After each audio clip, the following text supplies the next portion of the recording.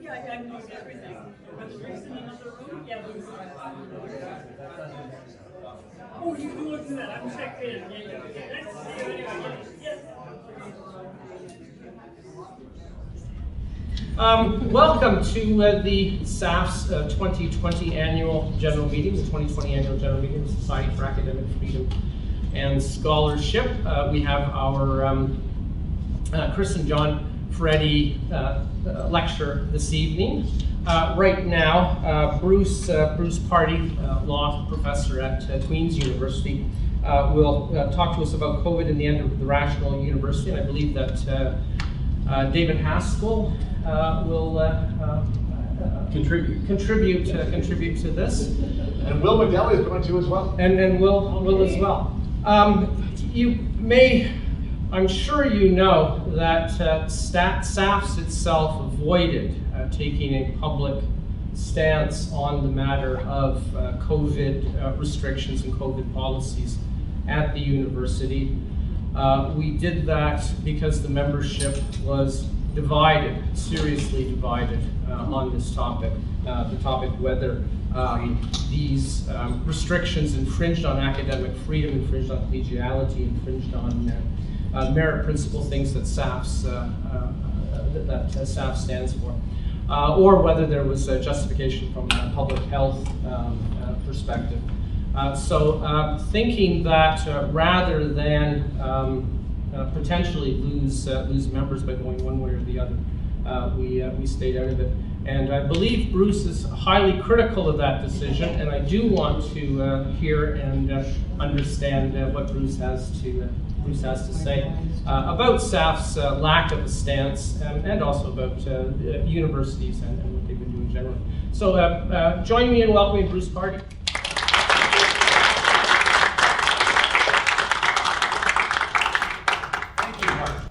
I want to thank Martin for making this possible. We added this on, Mark added it on sort of at the last minute when the topic came up. And so I really do want to acknowledge his openness and his enthusiasm for getting down to things and having a debate about it. So we're going to have, as we mentioned,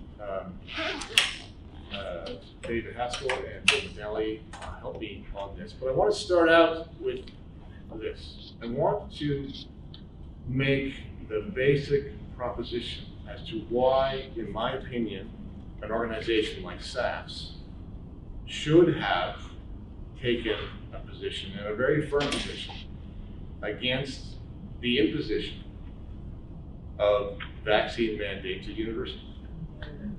The logic goes like this. We are all here about speech. Can you speak up a little bit? Sure, I'll do my best. We believe in academic freedom. We believe in free speech. And the argument that we use to defend those things goes something like this. Speech is a right. Academic freedom is a right in collective agreements. Free speech is a right in the law. And that right to speak should only be infringed in very specific circumstances. What kind of circumstances justifies infringing speech? Well, here are a couple. Defamation, assault, harassment, and maybe more. Academic freedom and free speech are not absolute. There are circumstances in which those rights are, in fact, curbed. Now, what do those situations have in common? Those moments when speech is legitimately curbed involve a right held by somebody else. You have a right not to be defamed. You have a right not to be assaulted, to be free from violence, which is what an assault is, a threat of imminent violence. You have the right not to be harassed. But in other circumstances, where there are no other competing rights, no individuals can show that they have a right, that your speech is infringing. That is the circumstance that people like us say, I have the right to speak. In particular, here's the argument we reject. That speech should be curbed in the public interest, for the common good. Why do we say that? Well, because there is no other competing right. And some authority has come along and said, well, speech, sure, but we don't like what you're saying. And we think that it is harming the good of the whole. That's not a legitimate argument, in my view. You don't have competing rights, you just have a general claim that what you're doing is not in the common good. Here's the parallel.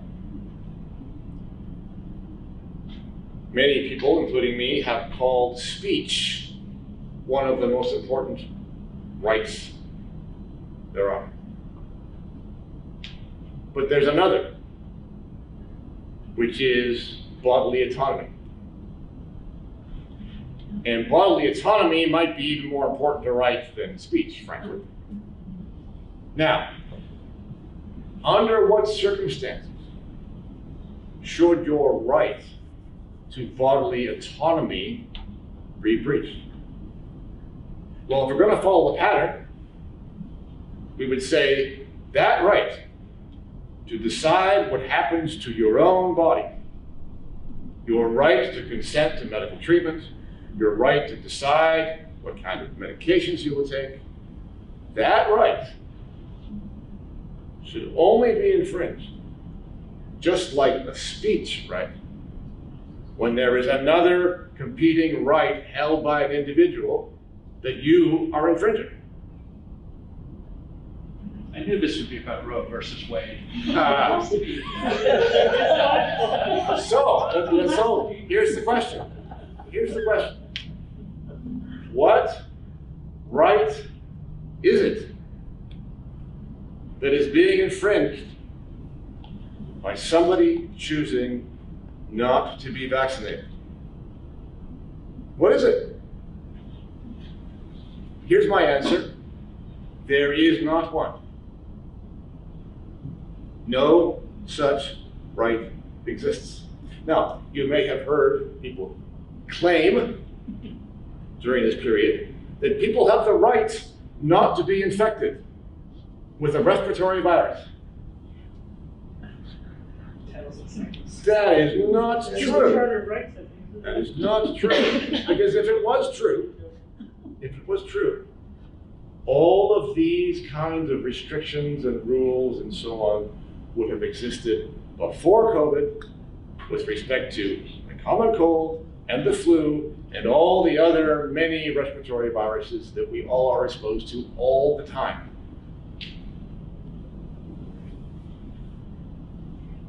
And so unless you can find another competing right held by individuals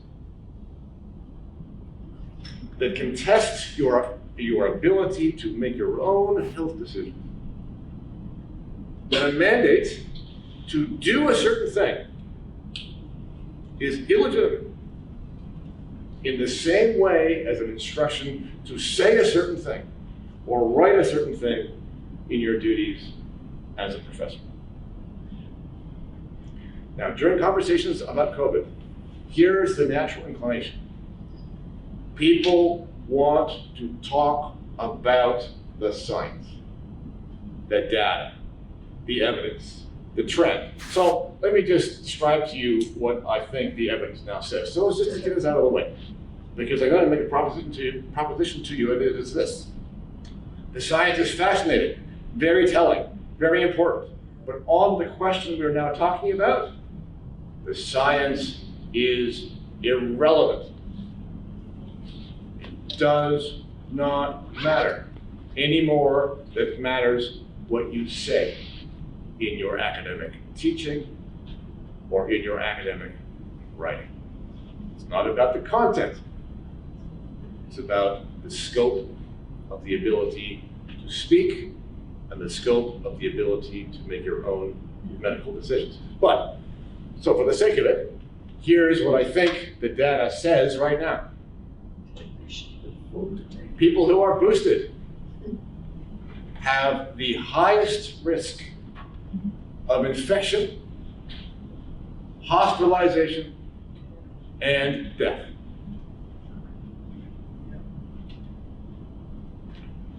If that is even possibly correct, and maybe it's correct in some places and maybe not correct in others, but this is data derived from government sources, not some quack. If that data is even possibly correct, then the scientific basis for mandates, of course, does not exist. But my point is this: it doesn't matter. It does not matter unless you can find an individual right that contests your right to decide for yourself what goes inside your own body. In exactly the same way that you have a right to say your piece in the classroom and in your writing. Because the rights work the same way. So let me just try this out on you, and then I'll hand it over to Dave. Here is the way that I think one would imagine the argument in favor of curbing academic freedom and speech at universities. It goes something like this. Restrictions on academic speech protect the rights of students and faculty to safety, to dignity, and freedom from harm.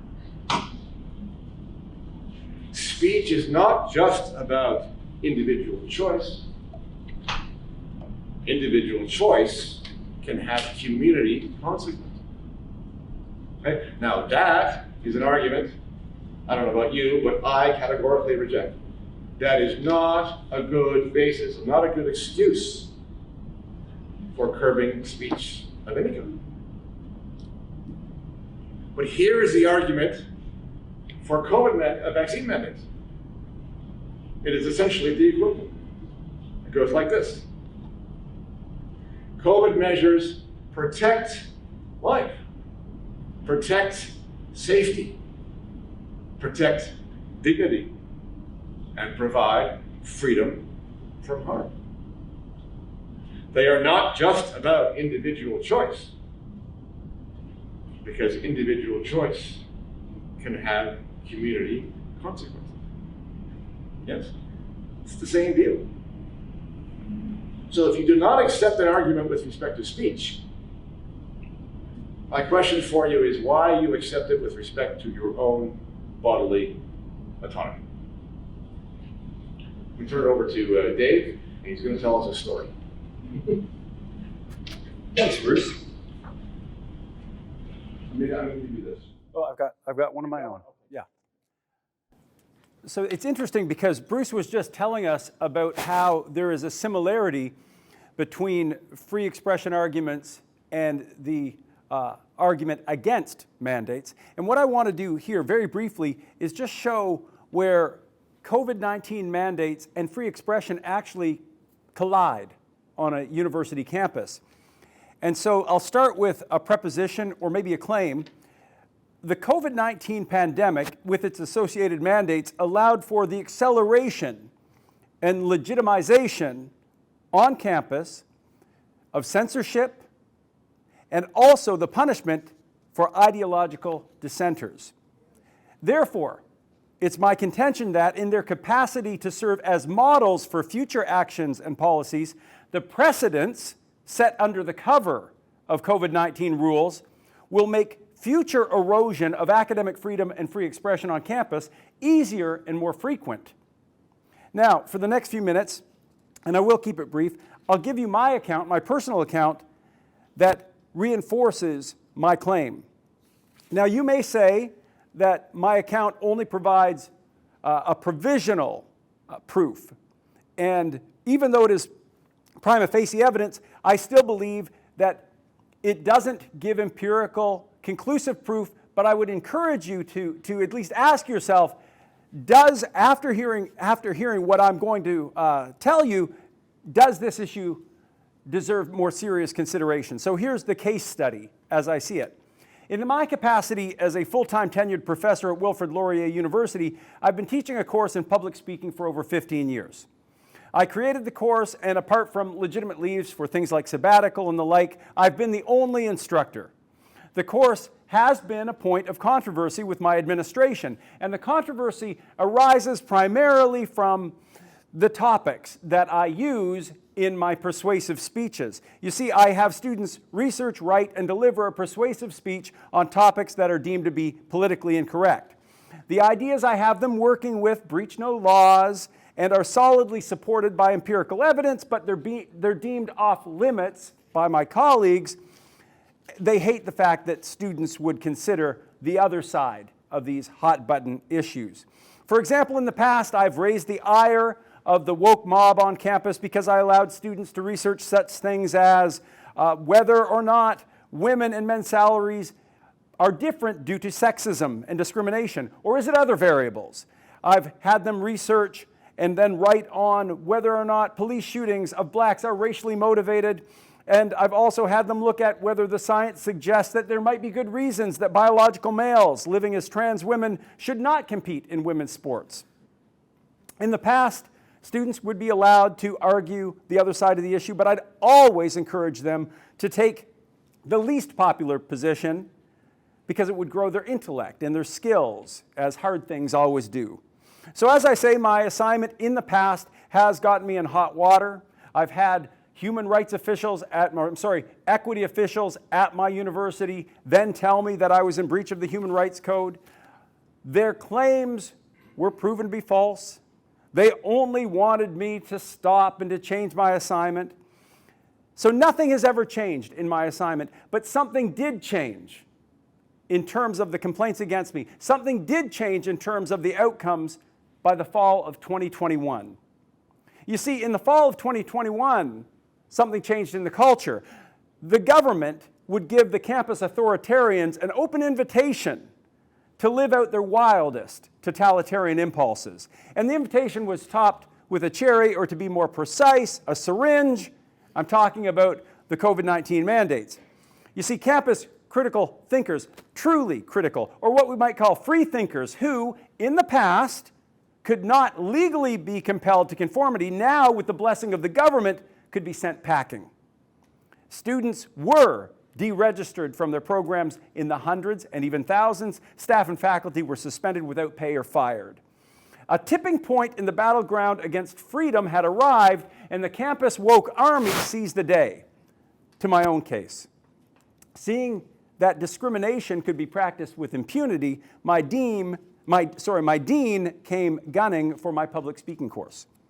Admittedly, I provided a clear target. In acknowledgement of the mandates that had started in September of 2021, I created a final assignment, my public speaking assignment, and I sent it out, and there were only two topics. My students could argue that universities should not have implemented vaccine mandates for student, staff, and faculty, or my class could argue that those who were objecting to receiving a COVID-19 vaccine had valid empirical and philosophical reasons for the position.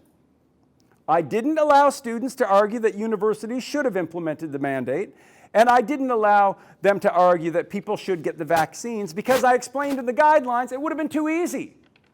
That narrative was popular from every political statement and every news report. Well, I released the assignment, and then in November, I got a call from my dean, an email from my dean. He wanted to do a meeting. Now, again, we were virtual, so the meeting would happen by phone. He said that he'd heard from other faculty who had heard from students. They were concerned about my assignment. I was told by my dean that students would be mentally traumatized if they were made to research the other side of the COVID-19 issue. It was harmful to require them to look at empirical evidence contrary to the pro-vaccine or pro-mandate narrative. Then he made the big request. In breach of our collective agreement, which states that administration must not impede the academic freedom of a professor, I was repeatedly asked to change my assignment. Repeatedly. I mentioned the collective agreement. I was continually asked, and I said no unequivocally. So in the interest of time, and I am growing to the end, I'll give you the conclusion of the story. When it became clear that I wouldn't budge, my dean held a private meeting with the students in the class. And though it was well past the deadline, about half a dozen students suddenly were given permission to drop. Ironically, in their eyes, it was better to forfeit the work that they'd accomplished up to November than to have to objectively examine an issue with which they disagreed. But when the students left, I thought that we were at the end of the situation. But this spring, just this March, I found that my dean was not ready to give up. He had seen that the winds of change were still blowing in his direction. The last few months had taught him it's open season on the non-compliant. So when I examined my teaching load for this coming fall and winter semesters, I was shocked to see that I had been removed as the instructor for both of my sections of public speaking. The course that I created, I taught for over 15 years, for which I'm eminently qualified. It was now slated to be taught by an unnamed part-time employee. So I alerted the chair of my department, who, passing the buck, said, "You need to take this up with the dean." In my correspondence with the dean, I asked, and here's the quote, "Given that I'm eminently qualified, and given that the courses are slated to be taught, can you please let me know why you are preventing me from teaching these two sections?" Of course, I knew that it was punishment for allowing debate on COVID mandates and vaccines, but I wanted him to admit it. I also asked if other tenured faculty under his supervision had their teaching loads changed by him. He answered neither of those questions, but simply said such changes in course load were in his power as dean. My collective agreement forbids deans from discriminating in course assignments on ideological grounds. It forbids intrusions on academic freedom. Why did my dean think that now, after all these years, he could get away with violating my rights? Well, I believe that he was inspired by the greater authoritarianism and overt discrimination that was permitted on matters related to COVID-19. My dean, he saw that in the name of COVID, informed consent, bodily autonomy, and even scientific debate could be overruled. So he naturally concluded that other safeguards afforded to professors could be tossed out the window as well.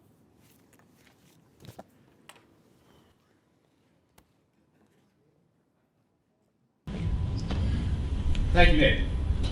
So, I don't know what you all individually think of this issue, and I hope we can get into a conversation about it. A discussion in a place where it's okay to disagree and to debate.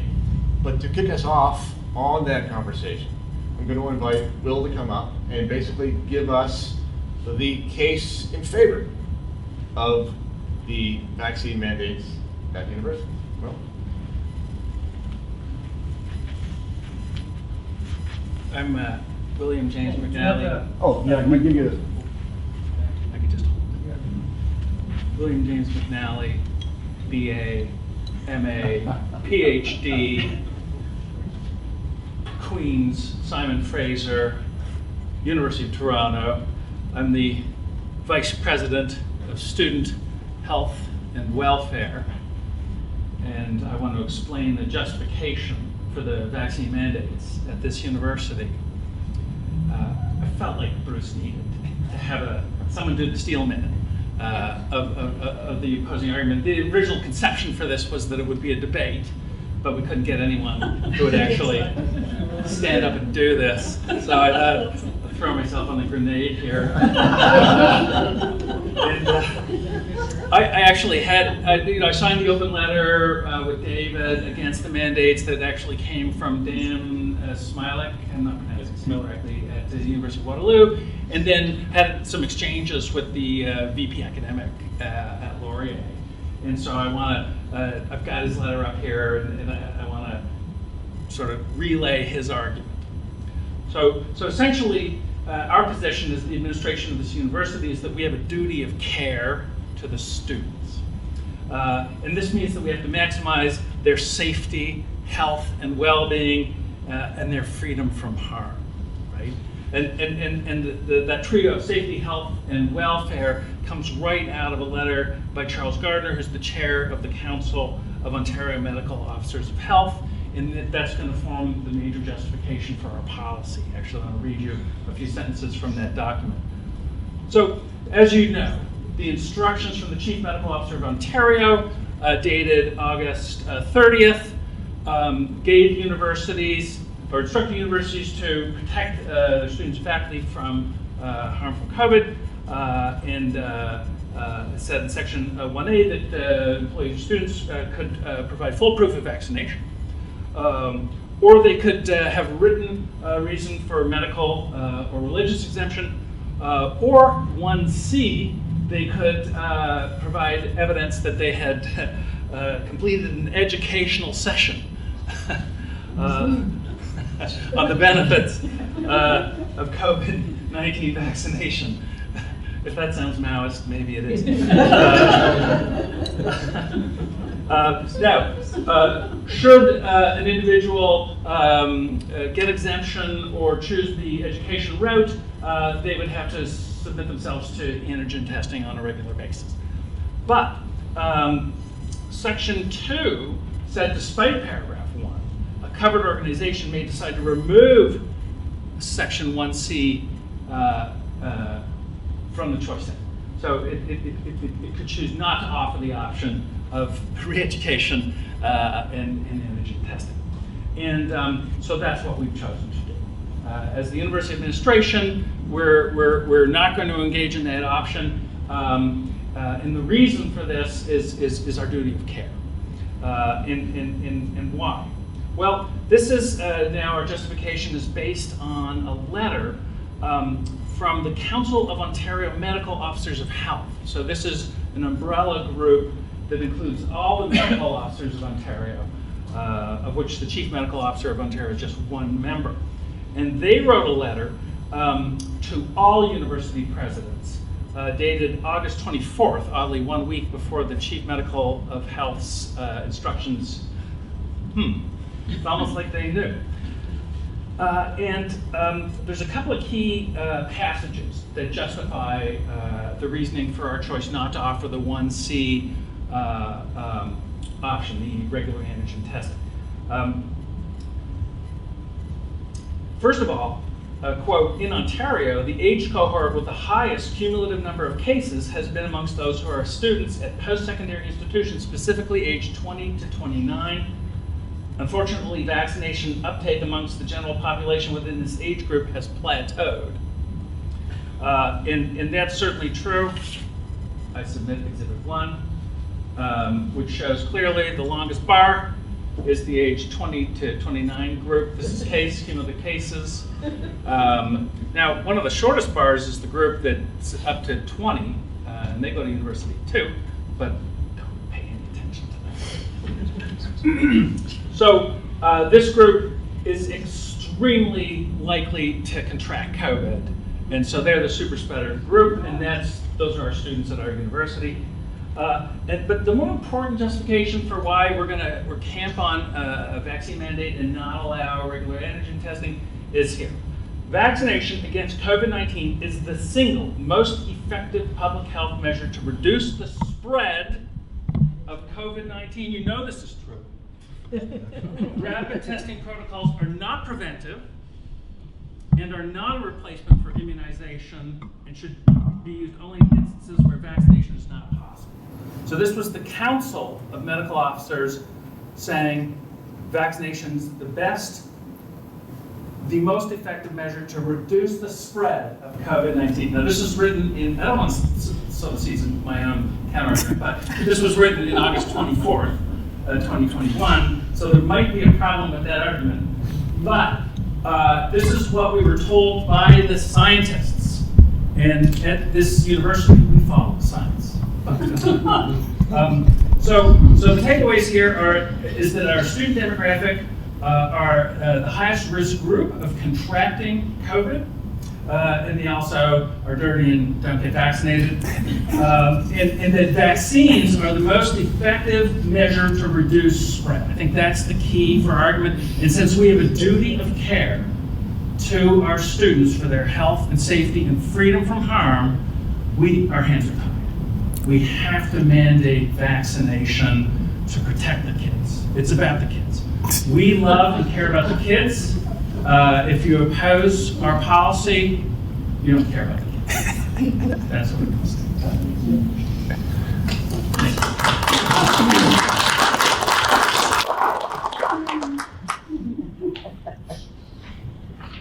Would it be insulting if I said you make an excellent university?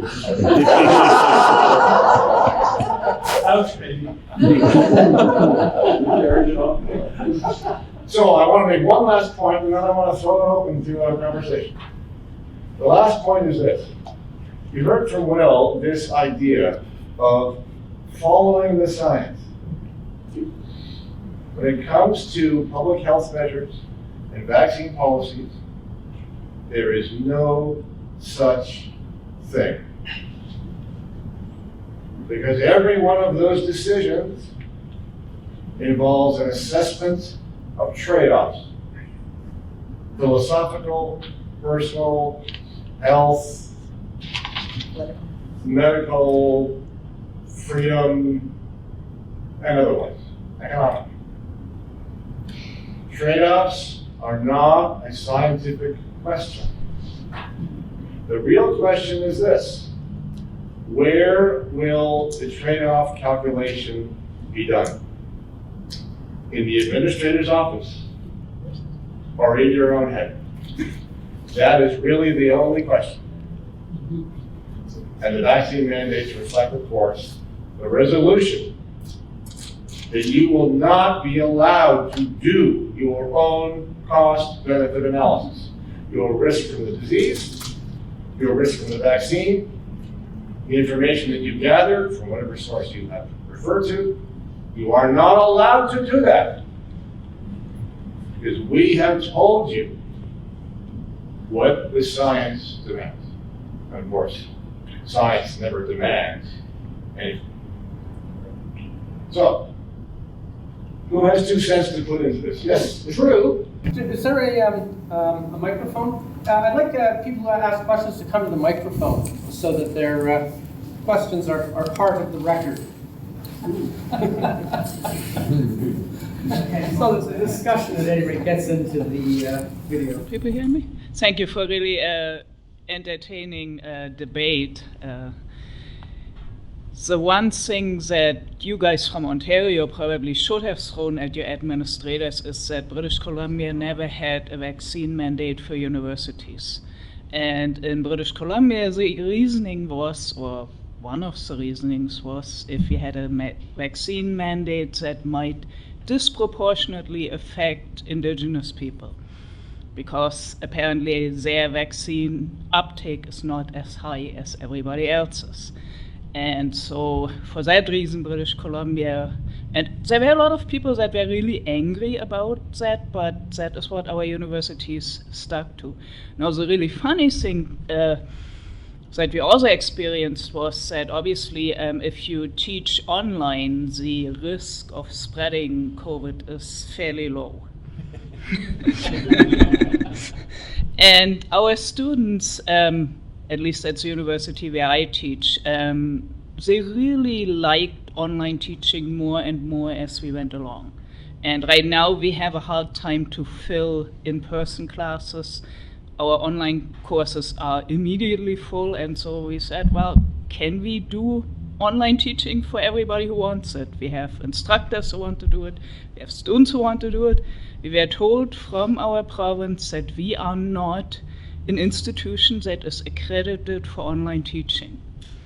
Of course, 2 years ago, nobody asked us that. We were just thrown in the water, and most of us learned how to swim, and now with that experience that we gathered, apparently we are not qualified to teach online. So you may keep that one in mind for your argument.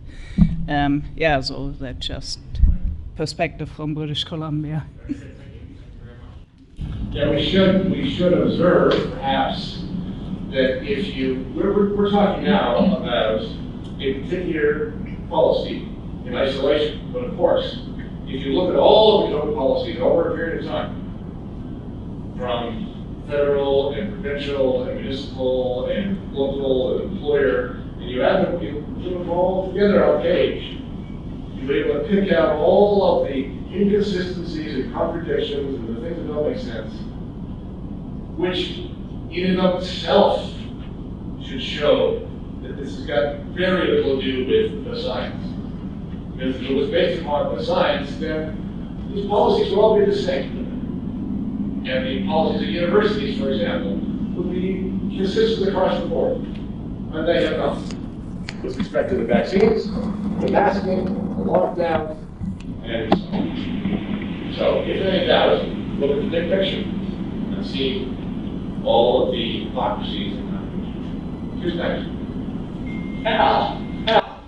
Oh, yes, go to the microphone. Go to the microphone. Okay.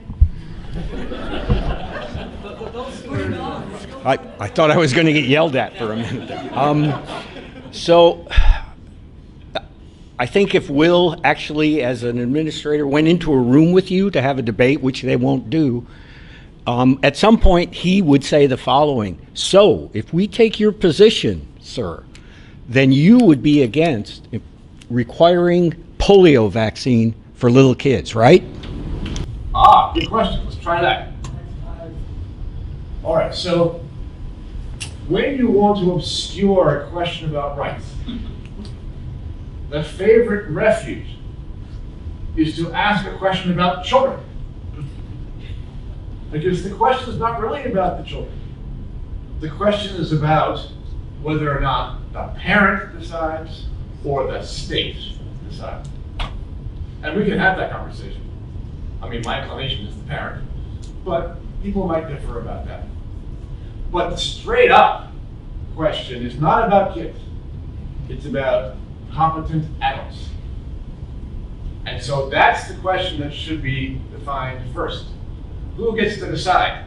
The competent adult or the state? And if you decide that it's the adult and not the state to decide their own medical treatments, then we can get into the kids and decide whether or not those competent adults who are parents are the ones who should decide for the kids. So my short answer is, yeah, polio vaccines too. If the state comes along and says to me as a parent, here's what you're going to do to your child, I'm going to say, what hell I will.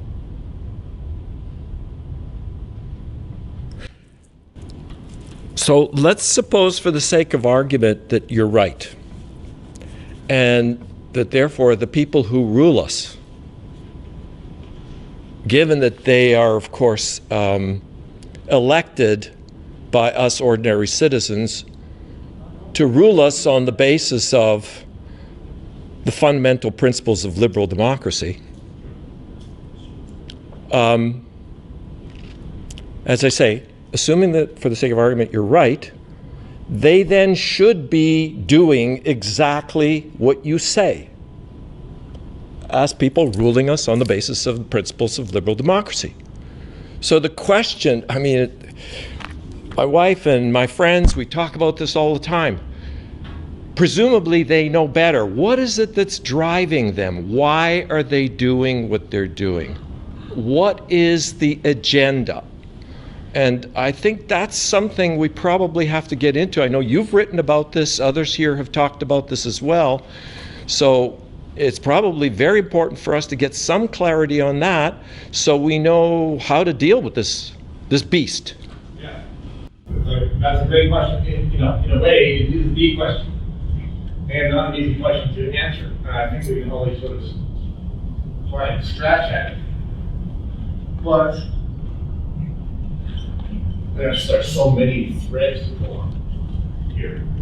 But one of them is, I think, the matter that you alluded to in the question, which is one of the things at the bottom of this is a belief in the legitimacy of expertise. If we are the authorities, if we are the doctors, if we are the College of Physicians, then we know better than you, and you will do what we tell you. And frankly, that attitude is very prevalent at universities. Because universities are full of people with expertise. Now, it may not be true across the board, but an awful lot of colleagues at universities truly do believe this. They truly do believe that their role is to enlighten the masses because they know better. And because they know better, it's not only a matter of enlightening, but directing as to what to do. However, in this particular case, and I think that I think the COVID situation is different from all other vaccinations. It's using a new technology, mRNA. Even today, in the United States, Pfizer and Moderna have not got a complete write-off. They are still operating under emergency use regulations. There is no consensus amongst the scientists. And the courageous scientists don't agree with it at all. So I think this is a particularly egregious case of the misuse of power. I entirely agree. I entirely agree. The facts that you mentioned, I agree with as well. I agree that this vaccine technology is good, that it has not really been tested. The studies that they did, if you read the studies, and especially the kids, children, sort of. I mean, basically, I don't know if you caught it online, but there was at the moment that they were considering whether or not to authorize the vaccine, the FDA authorization of the vaccine for, I think it was 12 to 17-year-olds. No, sorry, that was for maybe 5 to 11. Anyway, I think it was 5 to 11. One of the doctors on the FDA advisory panel, in the comments that they were all making in the conversation, basically said, well, we don't know. We can't tell if it's safe for kids. The only way to find out is to use it. That's what he said. But my point, we go back to the point though. So all of these factors are things that any, in my opinion, any rational individual would take into account in doing your own cost-benefit analysis. But let me underline the point that I was making before. It doesn't matter to the question about whether the vaccines are going to be mandatory. Because if you had a normal vaccine, an old school, old technology vaccine for a different kind of disease that had a better track record and adequate studies, and we ask the same question, given the different circumstances, is it okay now that the vaccine be required? The answer is still no. Right? John? I'd like to push you on that a bit. So, I mean, the question I have is one that differentiates the relative effectiveness of whatever response we've got to the general principle of whether the authorities are in any situation justified in imposing a mandate like that. Now, you build your case, so far as I can tell, on the principle of bodily autonomy. You set high store on that. There are cases in history where we have, as societies, been ready to sacrifice bodily autonomy, most specifically in cases of military conflict. There, I mean, we give a few outs for people who, for religious reasons or whatever, believe they cannot participate, but for the most part, generally, young men have been subjected to legal and social pressure to put their bodies on the line in order to engage in a conflict on behalf of the state. question I have for you is, what's the difference between that situation where you have individuals being required to do something for the general defense and a case where you have a vaccine mandate where you could clearly argue this is a situation analogous to a war? It just happens to be one between multicellular organisms and single-cell organisms who have been party to many of our conflicts as well. World War II, as many people would die on the battlefield as they did of disease as they did on the battlefield. So, I mean, we have a case against these little buggers. Why not make the, why not require, the one of the longstanding issues or discussions about what makes for a good society is a good society is one that requires people to participate in the collective defense. So how is this different from that requirement? Can I jump in as amicus to John's question? Yes. And just rephrase it. Okay. Amicus brief here. So the principle of the argument is that the general benefit does not offset the personal right, and I think that the war is just an example of where the general benefit to society is that we hold off the barbarians at the gate.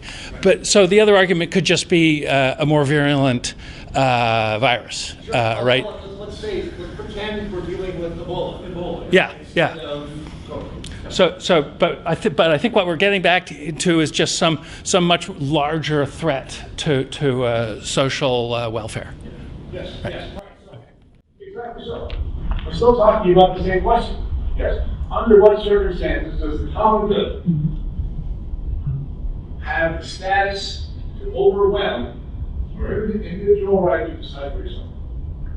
And there have been times, of course, in history where that's been the case. Conscription being one of the best examples.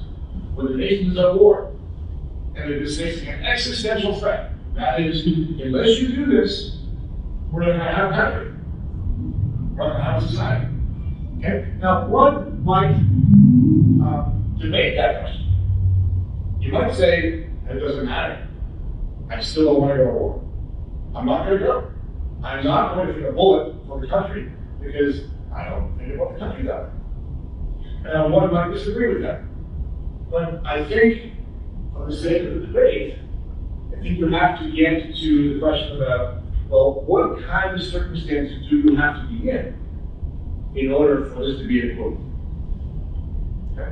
So let's put it this way, this is more situation where the facts might be important. Is it possible to make the case that COVID is an existential threat to the society, to the country? In other words, if we don't defeat COVID, will we have no country? I would think the answer to that would be no. But Grant first. I was just going to comment on Eva's point about the children's vaccination thing, and you said that the process for approval. Well, my understanding of it was that, in fact, the safety board said no, it wasn't. We aren't going to recommend that it be approved, and the FDA top dog said, well, we're going to override that and approve it anyway, which makes it even worse because now you're clearly not following the science. I think that was for the younger kids. Yeah, for the younger age group. There was I forget which age group we're talking about now, but there was an age group in which the advisory board did approve it. I forget what the numbers were, but this was the session during which this doctor said what he said. Right. Oh, I see. Yeah, and I was going to add another point to that, but I've forgotten it. So. Drew, is this good enough, or is that preferable? Either or. Okay. I thought I saw Susan's hand. No. Okay, Boris. Yeah. Just I want to respond. Wait. Now. If I may, I'd like to respond to the gentleman's comment over there about situations in which the common interest might take precedence over individual rights. Yeah. And to come back to your point, Eva, I think one can make the argument here that with regards to the COVID mandate, there is no common interest that overrides individual rights for the reason that Eva gave. The science of COVID and the vaccines isn't certain and defined and conclusive enough to demonstrate that it is in the common interest of society to mandate. Hold on, and the fatality rate is so low. Well, too. what I, That's- yeah, but the mere fact that there is disagreement and substantial disagreement amongst credentialed scientists, amongst whom are those who question establishment science, that in itself mitigates this whole idea that we should go with a vaccine mandate. It's not at all clear that it is in the common interest to go with a vaccine mandate. So if 19 out of 20 scientists agree, would you change your opinion? If we took what was, a legitimate poll of people who had expertise in the area, and the vast majority of those people said, yeah, this is probably a good idea, would your opinion be the same? I would still have to be persuaded that it is indeed in the common interest to take the vaccine, because if you don't, there's going to be great widespread damage along the lines of what the gentleman there suggested. But what do you do with those individuals who are not persuaded that it's in the common interest? So we're still talking about this. Remember, we are not talking about whether or not vaccines are available to those who want them. We are not talking about whether or not you can try and persuade people to take a vaccination, either in the common good or for their own interest. We are talking about requirements with penalty, right? We're talking about consequence. And so, in that situation where you cannot persuade someone that it is in fact in their interest or in the common good that they should do it, what event or circumstance is there to cross the line to say, doesn't matter what you think, you will do this? John? Well, Yeah. John, Henry, and Lisa, I see, and Richard, did you want to say something? And back to Ava? Okay, we've got a line. Okay, but first of all, to respond to this gentleman over here, I mean, the question I was querying was the general principle, not the issue of the effectiveness of any particular given response. So, I mean, even if I would concede everything you just said, I'm still wanting to query Bruce on, he's taking the position, doesn't matter. And your way of distinguishing my analog from yours is an existential threat. Now, that is a very high bar, and in terms of defense, I mean, the social contract we have doesn't only require the government to defend us as citizens when our country is existentially threatened. It also just, it requires, the state is supposed to safeguard my life, my safety, my property, all these types of things. So doesn't that lower bar kind of muddy the hard distinction you're making between my analogy and yours? I don't think so, because here are two things that we should not equate. We should not equate the expectation that the state will protect us from certain things, like the violence of other people or the invasion of foreign forces. We should not equate that expectation with a permission to require us to sign on to that text. I mean, you could have a military that works perfectly well asking for volunteers and pay them as members of the military, which is what we have now. Okay. So I don't see the equivalent between those two things. It is only, going back to my previous point, it is only in those situations where the future of the country is at stake, in my own views, where the state might arguably have cause to say, you, and you're going to the front line. And all of the times, those three people can say, sorry, no, I'm not. I don't think it's a general obligation to put your life on the line for the state.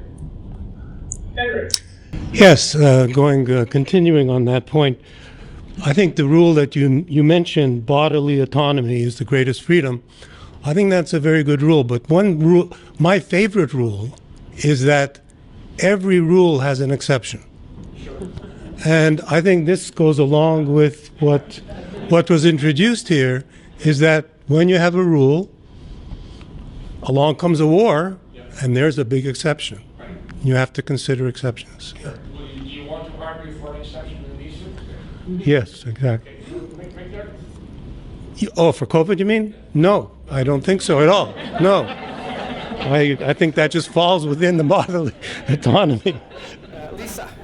Well, this was actually several comments ago, and a thought jumped into my mind when Bruce asked, what if 19 out of 20 scientists were in favor of this? But, I mean, this has been very eye-opening over the last 2 years. I've already been a cynic for a while, but if I weren't, well, I'm not sure, maybe I wouldn't have seen it, but the fact is that 19 out of 20 scientists have been consumed by groupthink and psychological conditions that have been, I mean, we haven't seen the likes of it. I don't know if we ever have, where they're in this grip of fear, unreasonable fear, and are rationalizing everything that they're doing by sort of reference and appeal to authority and reference to science that isn't true or accurate. They just dismiss and undermine everything. And of course, you've got the misinformation factor, where anybody who challenges, right from the beginning, I mean, when John Ioannidis came out with his infection fatality ratio in the earliest days, and we had the Diamond Princess, and we had all this data coming out by March of 2020, we knew exactly what we were dealing with. But it's been this exercise in obfuscation. And so 19 out of 20 scientists might well agree. But what are the motivating factors, and can we parse that out? And does that factor into the analysis at all as to whether we're facing an existential threat? Because I wouldn't trust 19 out of 20 scientists right now, and I wouldn't trust really anybody right now, frankly. What do you do in this situation? The ability to have a high trust society has been taken away from us, and so now it's every man for himself, every woman for herself. And I think that underlines the question about the role of expertise. Right? There are two ways to look at this. One is to say expertise is a great thing. They're a valuable thing for we have universities and other kinds of institutions. We want people with expertise. What is their role? And if somebody asked me that question, my answer would be this. People with expertise are there to inform and recommend and advise and encourage, and otherwise to shut up. Yeah. Sacred uncertainty. And pleased to tell us how certain they are about what. But after you've heard from them and why they know what they know and why they think they know what they know, and they've made the recommendations, the choice is yours to consider what they've said or not as you please, because that factors into your own cost-benefit analysis. That would be my opinion. Christina next, but I want to make sure everyone knows that you may address questions to Will or Dave. Christina. Yeah, so mine is kind of for all of you guys. In a way, it is really interesting when we talk about expertise of scientists, because it is kind of treated like a religion. Because science, by its own nature, cannot offer certainty. We all know that. But when it comes to COVID, we kind of throw it out of the window. And so I want to suggest something that may connect actually this paranoia about freedom of speech at campuses and the COVID campus, the COVID paranoia. And that is exactly that there was this fear created amongst the population. And that's why right now, even though we all know that the vaccine doesn't prevent the spread of COVID, and we all know that masking doesn't prevent the spread of COVID and so on, there are still so many people that still they're acting as if this horrible threat would be coming at them. And university administrators are the ones that offer the cure. he shuts this guy up. If he makes you feel uncomfortable, he takes that force away. I wonder if Dave would have a thought about that, given that you're talking about safety, both in the context of courses and topics, as well as code. A general comment about safety? Well, I think that all of us in the room, if we're not aware, we should be very aware of how the use of the word harm and the use of the word public safety has been co-opted, right? So, but it's got a really good historical pedigree. You can look at people like the Khmer Rouge. When they were burning books, it was for public safety. So, and you look at any totalitarian regime, and it always is for public safety. The Taliban has women completely covered for public safety. And so when you begin to see that that will always, it's never because we're totalitarian, because we're authoritarian, you know, that doesn't sell very well.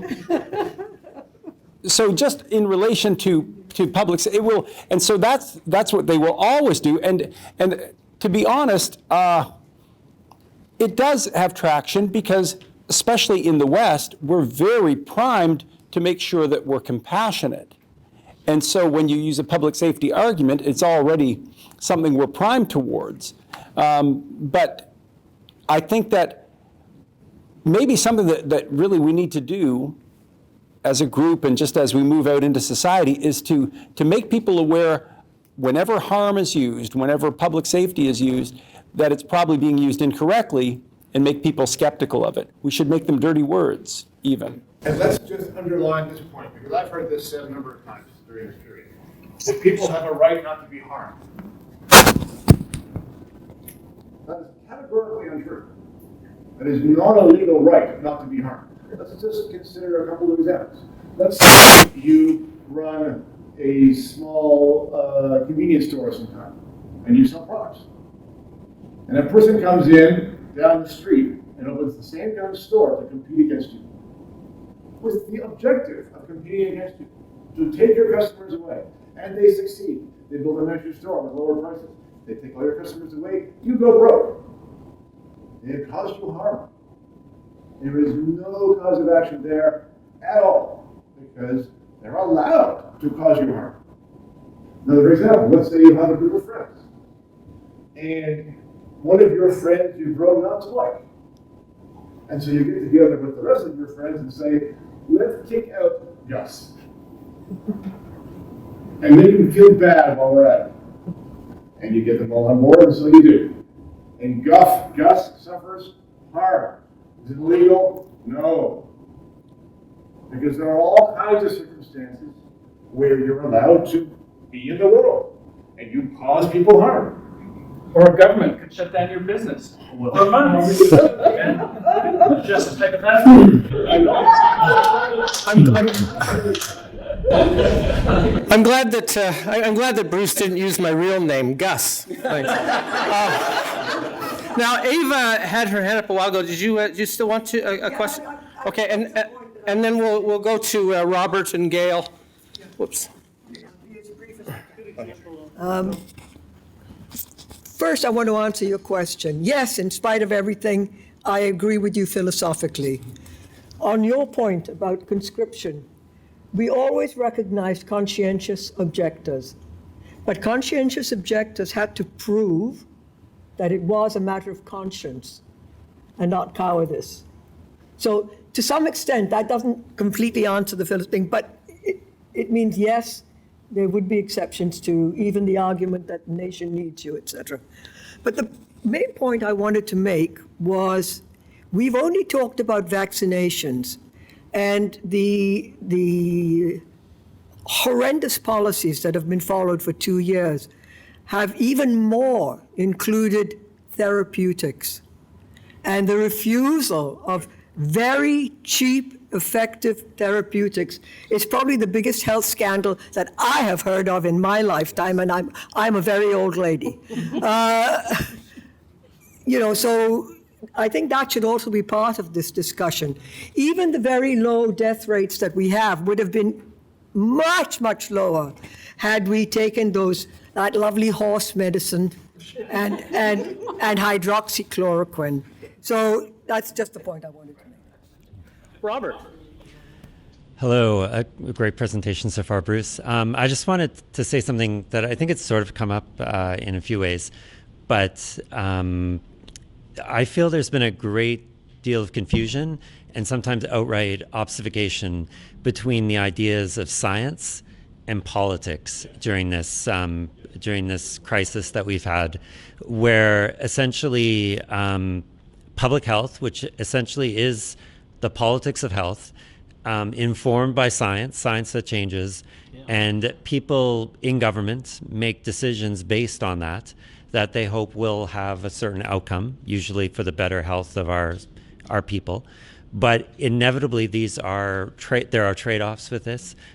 We talked a little bit about safety, and I think safetyism as sort of a cancer in our society. But the government constantly makes decisions that lead, or I should say, doesn't make decisions that, if made, could save many lives. One example is if we were to change the speed limit in Canada to 30 kilometers an hour, hundreds of lives would be saved every year. And yet the government allows people to die by keeping the speed. I was on the highway today coming here. I was going 120. That's dangerous. But yet the government does not actually act to stop this for good reason. But during COVID, this trade-off between safety and things that actually harm us has never or has rarely been talked about by politicians. And instead they say, well, the science says, when the science doesn't say anything, or at least not to the way politicians have done it. And when it comes, for example, to playgrounds, they closed playgrounds at the beginning of this crisis across the country for good reason, because they didn't know if this was spreading it. And when they finally figured it out that it didn't, only Doug Ford, I think, and I love Doug Ford, please don't get me wrong, but he was the only government that seemed to think, oh, let's close all the playgrounds, even though we've known for a year that. But anyways, those are my thoughts. I don't know if you have any response I there. would say that I agree with your distinction between politics and science. I mean, that's absolutely right. And I think that the worst part of all of this is the pretending that's going on in the political realm, that they are making decisions based upon the science, which, as I said before, cannot be done. Whenever you make a decision, a policy decision, you're considering something in addition to the scientific information, for sure. And your car example is an excellent one, for sure. Gail, and then Jeff. Michael after Jeff. And then Will after Jeff. Okay, so that lady over there had said that this hasn't happened for any other issue, but in fact, I think it's happened for global warming. There's no consensus of scientists on global warming. The science is not settled, and I'm afraid that this COVID has just been a rehearsal for what they're going to do to us about the existential threat of global warming. I agree with you. I think one of the real problems with COVID is the threshold that it has crossed. Because now governments can legitimately tell you what to do in the name of the next emergency. And they can define the emergency at will. And it could very well be climate change as you make sense. Jeff. So early in the discussion of vaccine mandates, a colleague of mine made an argument on Twitter or something like this. So you have to get your kids vaccinated to attend school with all these things. So this is just akin to that. Can we just pause there? Sure. Because that's not actually true right now. I mean, it may change, but at least in Ontario, there is an immunization of children statute, but it allows for 3 exceptions and not 2. For COVID, we've had 2 exceptions. If you can find your way to getting an exemption or accommodation for either medical reasons or religious grounds, and it's very difficult to do because they've narrowed the scope of the accommodations or the grounds for asking for one. But in the statute, at least at present, there are 3. There's medical, religious, and conscientious. Conscientious objection. If you are a parent and you lodge an objection on grounds of whatever your conscience is ruled by, well then, you're free to go. And so it's not actually mandatory. It is strongly suggested, and you have to jump through a hoop, but it's not what it appears to be. Well, that's very good to know, actually, because it's not presented that way, and you'd have to do some research. But I think your argument was very persuasive in saying that, persuading people to get their kids vaccinated should work, and the few who don't have that conscientious out. So that's actually interesting. Thank you. Will. Okay, thanks. I want to give the counter argument to my university administrator because you guys haven't jumped on it.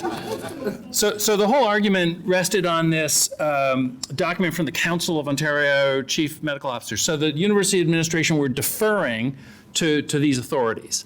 And this is a letter written in August. So this is Delta pre-Omicron, right?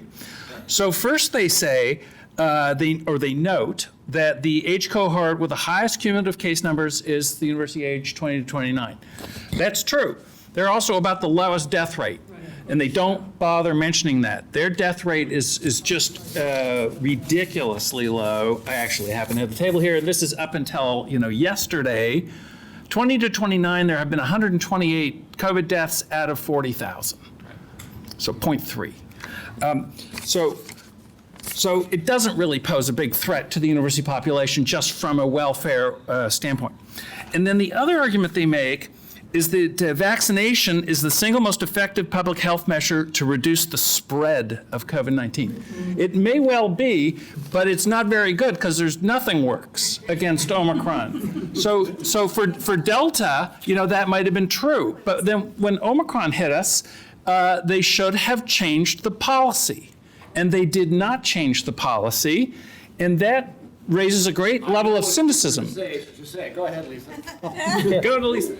Well, because even before the university mandates came in, and probably even in the spring, well, first of all, the pharmaceutical companies never said that it would stop the spread. That wasn't what they tested it for in the first place. It was always supposed to reduce symptoms. But July of 2021, after many people had been vaccinated, even the CDC had come out with, it was Martha's Vineyard, or Cape Cod, there was an event that was entirely vaccinated people where there was significant spread. And that's when they went, and that was Delta, it doesn't stop the spread. There were increasing examples even before those mandates came in that established that was a completely false argument. And so I had, among others, sent demand letters to the universities saying, don't put a mandate in because, here's why. There's no evidence that it stops the spread. This demographic is at very low risk of harm.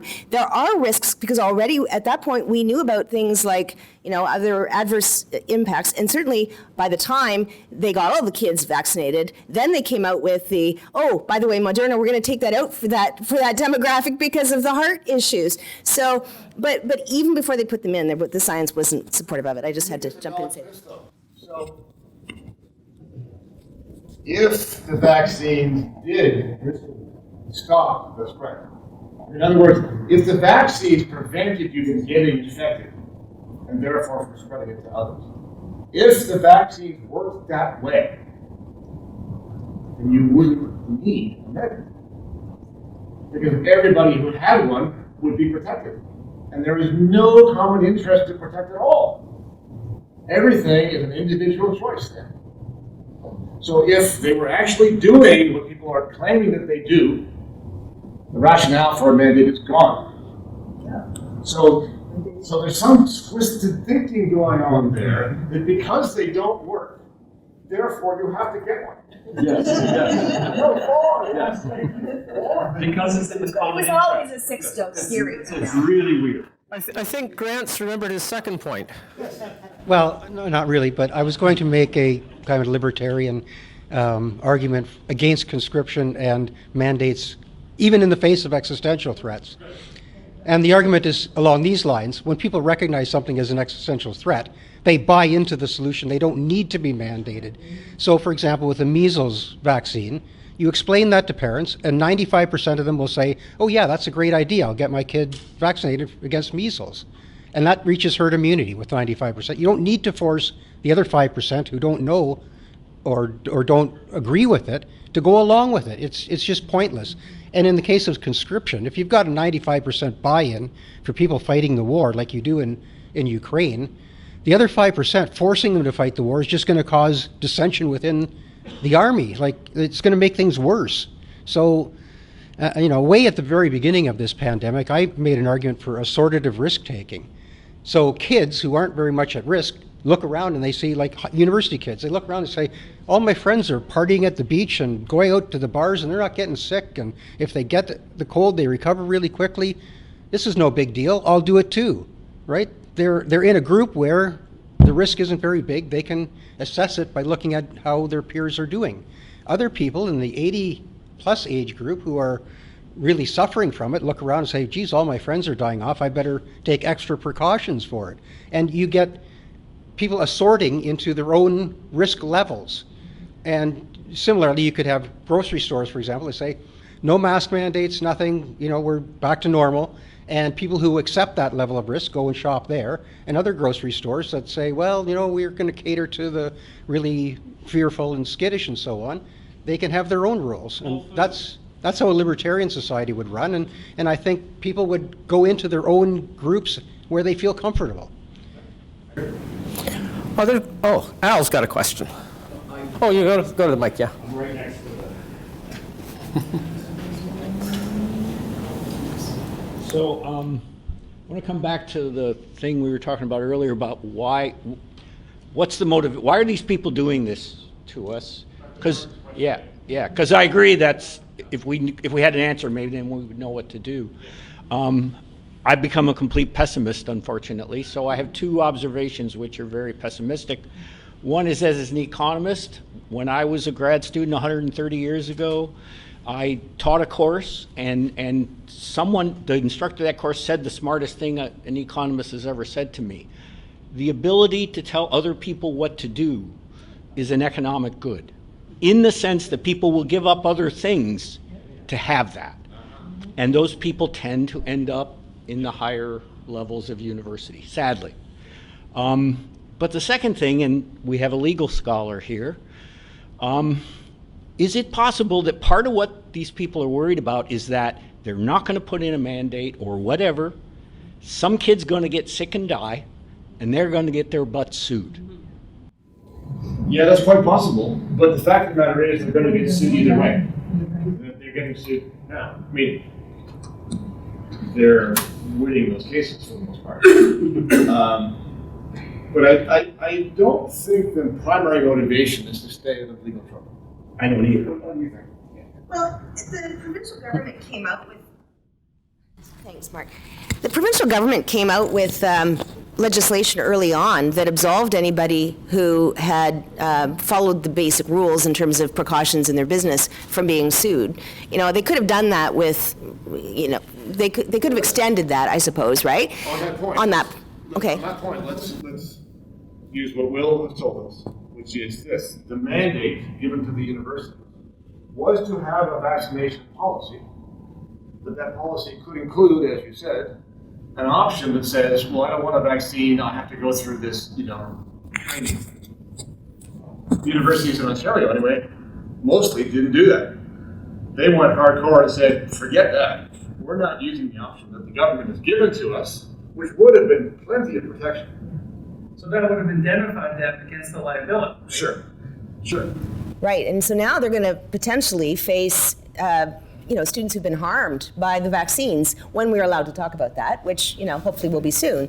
Now, I also wanted to say, just in terms of root causes, I mean, I don't have the answers, but what I've been thinking about too is just, I think that at the outset, mistakes were made, and that so much of this has been just kind of trying to hide the evidence of the original mistakes. But it's taken a lot longer than anybody expected, and the vaccines were supposed to be the out where we could say, yes, everything was so bad, look, we fixed the problem. And then the vaccines turned out to be shitty products, and pardon my language.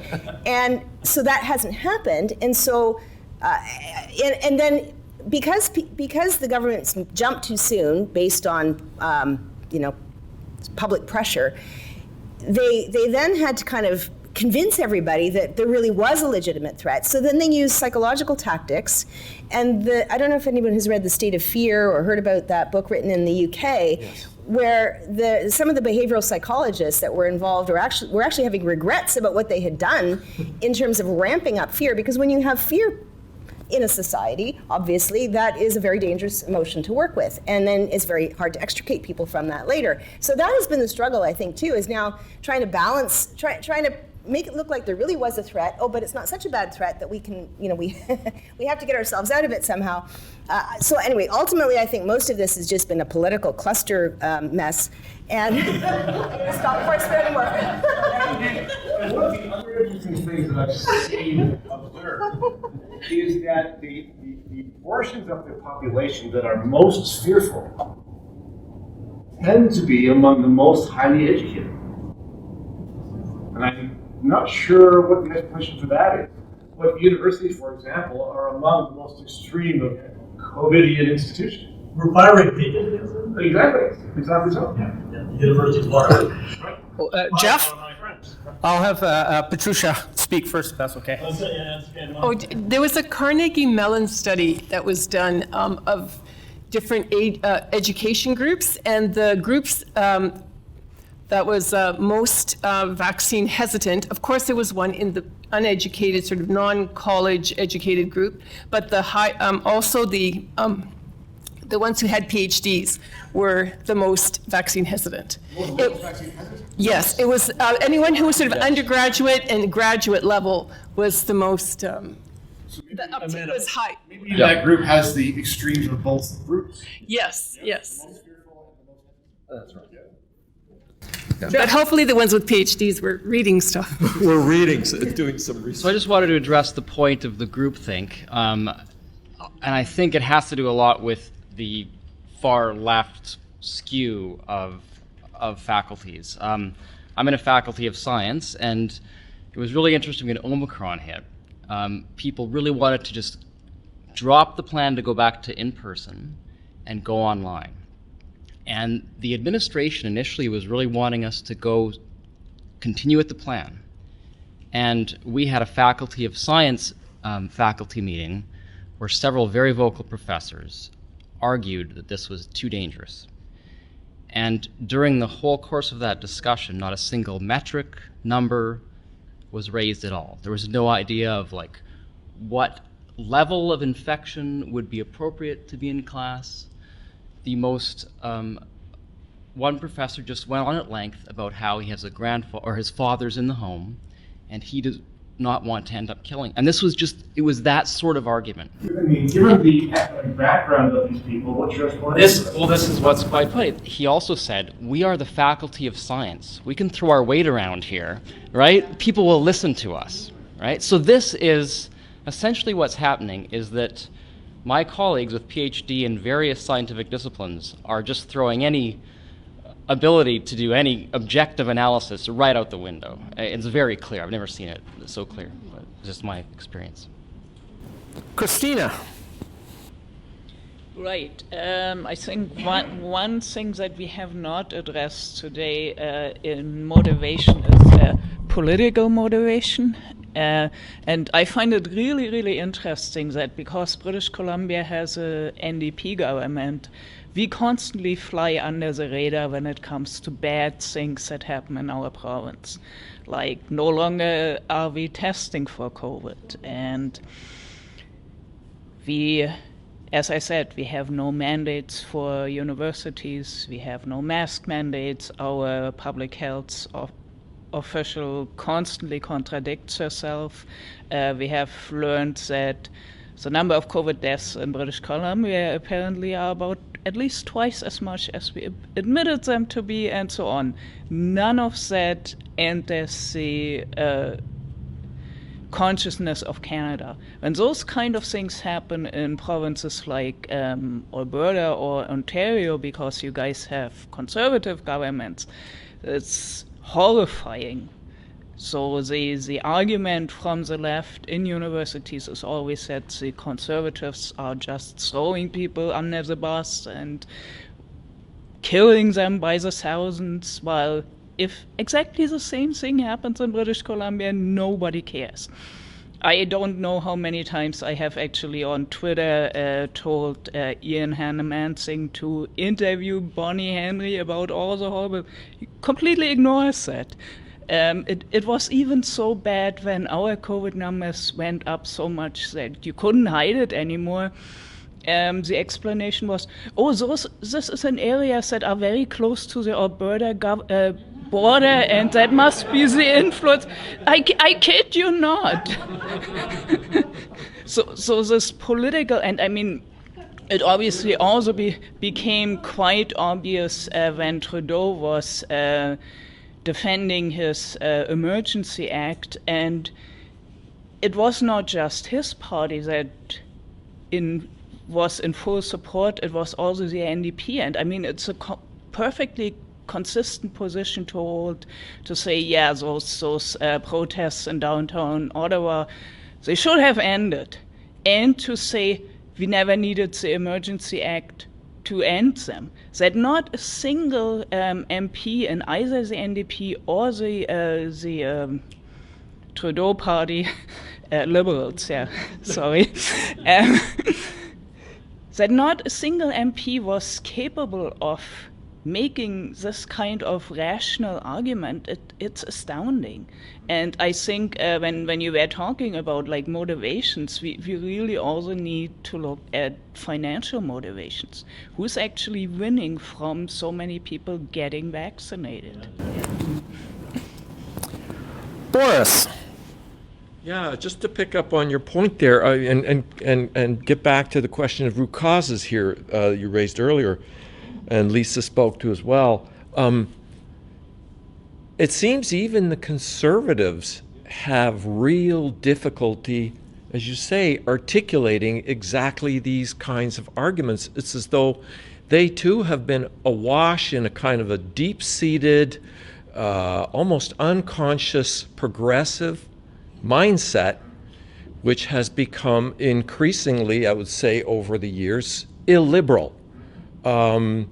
In a way that you suggest when they embrace the idea, a la Klaus Schwab, ruled by experts, and where you have to put up with some democracy, you do, but you try to skirt it as much as you can. And that seems to be the motto. It seems to be what Trudeau has caught on to. His cabinet is filled with Schwabites or Schwabists, whatever you want to call them. Anyway, the point is this. There's some kind of deep-seated progressivism that seems to motivate or inform so much of the thinking behind this. My question is, how do you tackle that? I wonder whether we could spend a little bit of time talking about what we can do to fight this kind of very dubious thinking that seems to have captured, enslaved the minds of so many of our elites. Well, that's a good question. People I've been talking with have been struggling with that question for quite a while. It'd be great to brainstorm, though. I mean, there's only a certain number of choices. Yes. I want to mention something in connection with that. You've probably noticed the movement, the encouragement not to do your own research. Now, as a professor, and especially as a critical thinking professor, it took me aback. I wasn't prepared for this, but the idea was, don't do your own research, listen to the government, right? And But now wait a second, if you're not doing your own research, then how are you going to evaluate the performance of the government? So this in fact is an attack on democracy, on democratic decision making. And you know, in my critical thinking courses, I mean, this is one of the great things about being a professor is that you never have to come to conclusions, right? I mean, here's this side, well, here's the third side. But you know, you want your students to consider at least a couple sides of the matter, and indeed do their own research, even though we want them to be humble in their thinking about their own abilities to do their own research, and also not to inflate the side that they're predisposed towards. But this was, to me, especially as a professor and professor of critical thinking, very disheartening and disturbing. Right, and Mark, you wrote a distressing and disturbing but very cogent and perceptive piece for the newsletter. I'm glad my deal to give you money for in exchange for that plug. Basically, this is connected to your question, Horace. You were asking the question, basically, well, what's the damn point? Because nothing ever lands. Nothing ever changes the outcome because we are such an overwhelmingly progressive, illiberal country in which these progressive, illiberal institutions have such status. So, what is one to do? And as I was saying, there's only a certain number of choices, and they're mostly bad choices. I mean, to put it starkly, you can run, you can hide, you can fight, and by fight I mean fight in courts. When I say run, you can immigrate. You can hide, you can go live in the capital woods. You can fight institutionally, but that's very difficult to do now, both in the political realm and in the university realm, because you have such an overwhelming constituency or constituencies in control of these institutions. Generations of people who've been taught in our own universities and in public schools with a certain mindset, which is probably how we got here in the first place. So. Oh, I just wanted to mention, Al said, he introduced his remarks earlier by saying, unfortunately, as a pessimist. Well, as a pessimist, everything's unfortunate.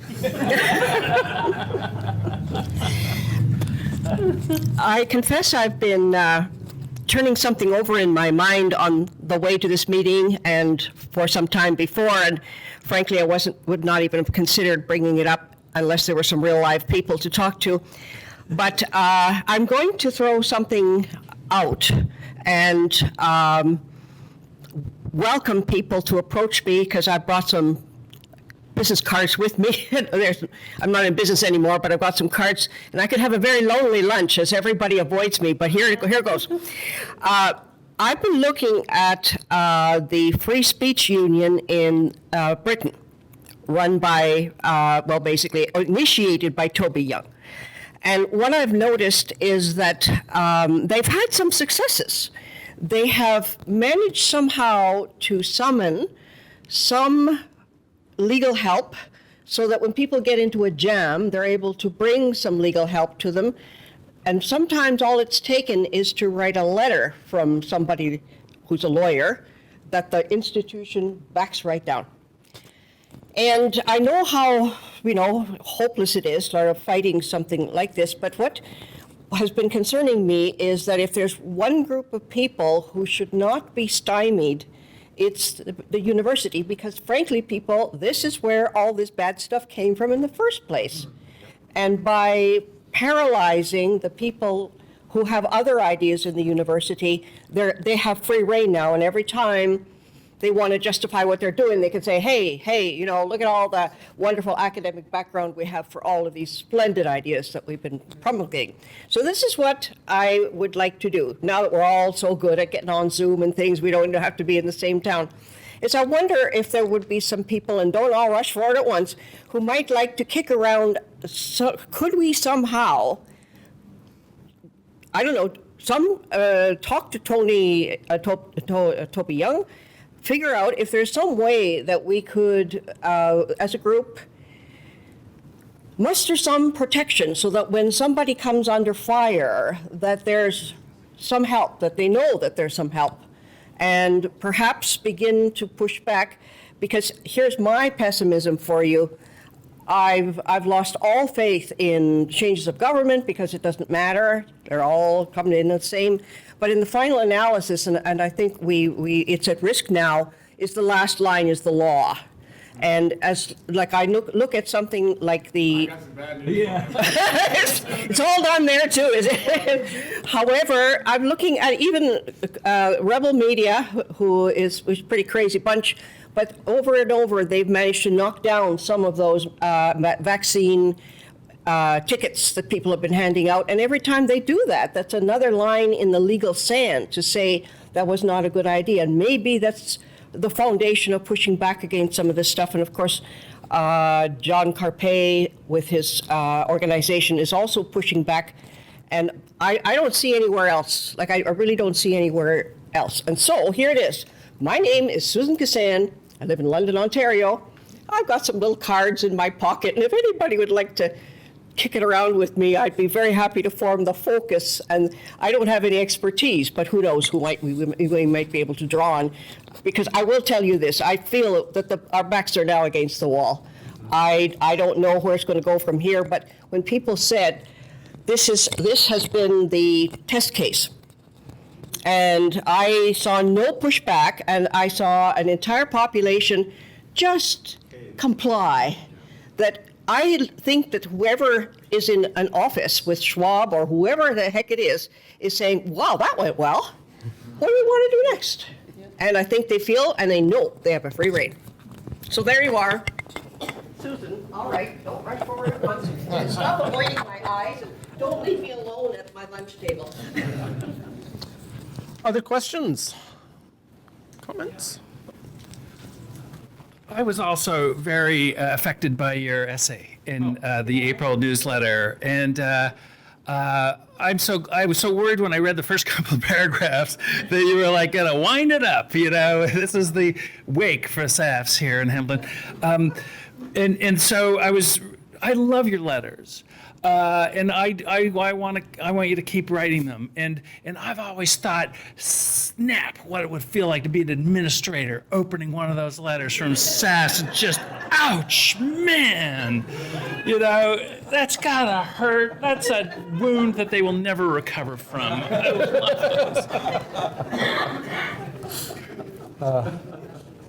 those. Lisa and then Ava.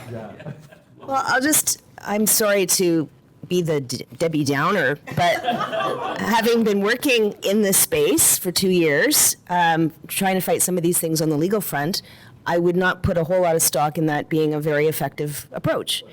Well, Bruce and I work together on lots of things, and we bandy around ideas a lot, and we were actually together with a couple of other lawyers, we put something together back in December called the Free North Declaration, where we basically lamented the loss of all of the legal and other norms that everybody has just thrown under the bus because of the desire to have everybody comply on this issue. So the Human Rights Commission is rejecting human rights complaints. The courts have pretty much uniformly decided that they're just, in terms of lockdowns or mandates, they're not going to, deference to the government will be the rule of the day. Then, I've sent a number of demand letters to universities. If you get a response at all, they just ignore all of the science. I'll send 6 or 7 page long letters on behalf of a student outlining, all the legal arguments for why they should get an accommodation, maybe on religious grounds or whatever, and then I get into all the science and why there's no reason why they can't accommodate, and they either ignore it or they just dismiss it out of hand.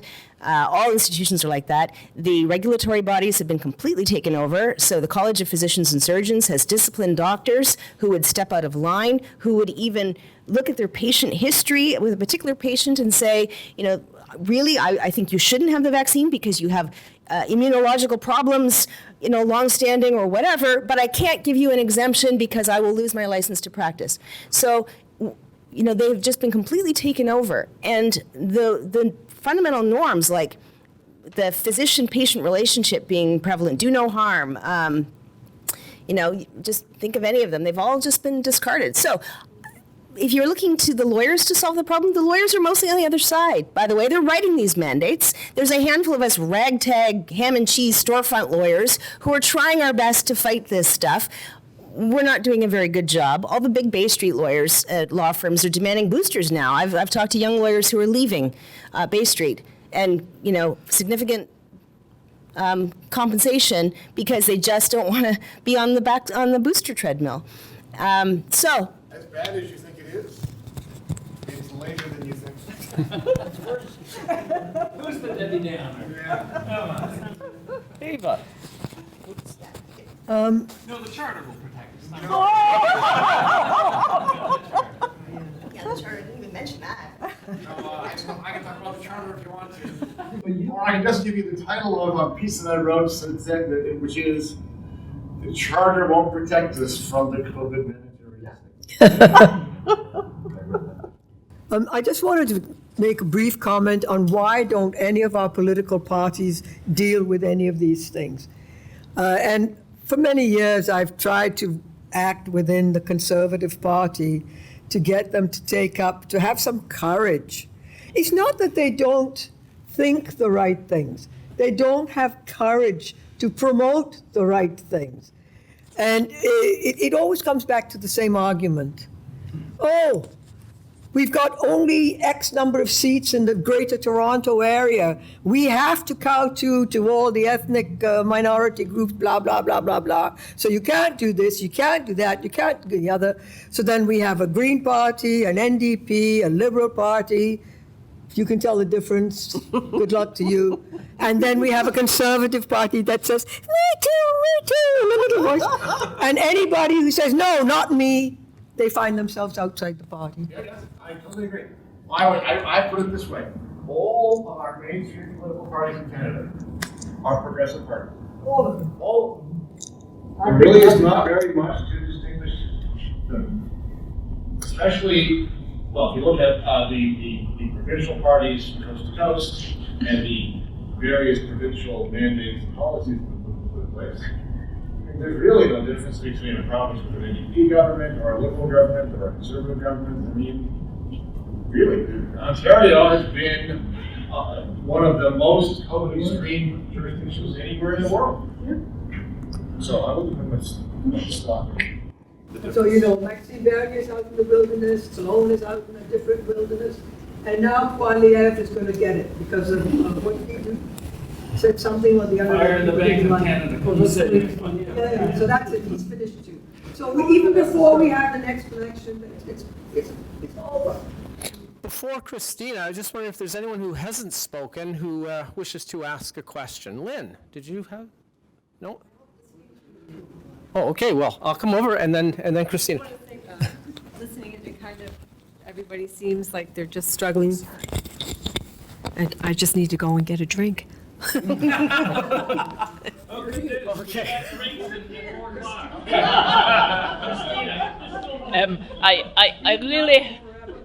I really liked most of what you said, but I have to disagree with calling all the parties progressive. There's absolutely nothing progressive in any of those parties.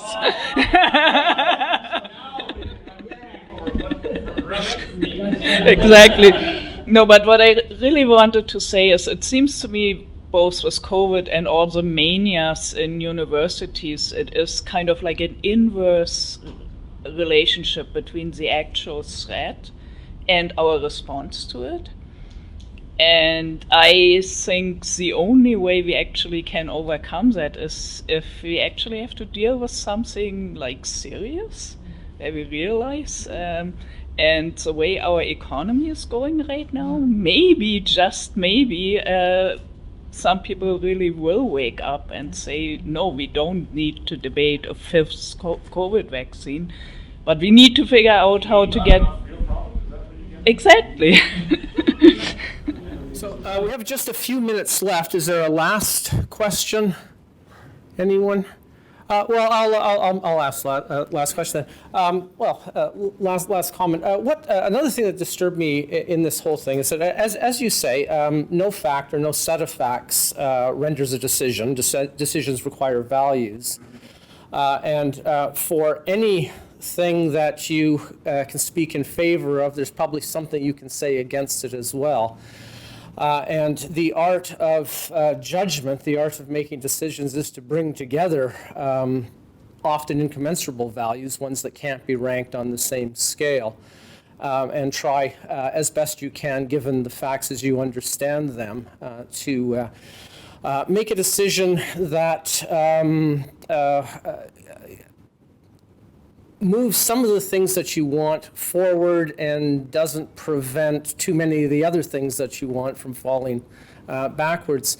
Now, what I've noticed is that very few universities, university administrators, even university commentators, have talked about the what's happening at universities because of what's happening to university missions and university values, and what the university is attempting to do because of the COVID restrictions. Two things that universities are valued for outside of universities. One is producing people who can think for themselves to take up positions in the managerial and professional world. The other is research that can be trusted because it's not seen to be research that is attempting to come to a conclusion. It's trying to find conclusions rather than come to them. And these things have suffered. I think the educational, the quality of education in the past 2 years has declined because I believe, and I'd like to see more studies on this, because of the online courses and the lack of the classrooms. Now, what effect is that going to have on things 5-10 years from now, the things that we want from universities? So if there's a trade-off, then we want to know what things are that we're trading off. And one of the things that we seem to be trading off is quality of education. And yet that doesn't seem to have figured in the discussions, or at least the what the administrators report with regard to the discussions they've had that have inclined them toward the COVID restrictions. Comments? All right, well, I've seen people make this comment, that partly because of the approach that's been taken to COVID at universities, but not exclusively because of those policies, in the sense that those policies have accelerated a trend that was already underway. People have said, look, you know what? There is no time in history where universities have been more vulnerable than they are right now. And then because of the cost, which is skyrocketing, because of the quality, which is plummeting, because of online courses, because of the commitment to things that are woke instead of things that are investigative and open and alerted, that as time goes on, more and more people may conclude that universities are just not worth it. And that if there's ever going to be a substitution made for something else that will grow out of somewhere, it's going to be soon. And I don't know if they're right, but it certainly seems to me like universities are in a worse position now than they have ever been in.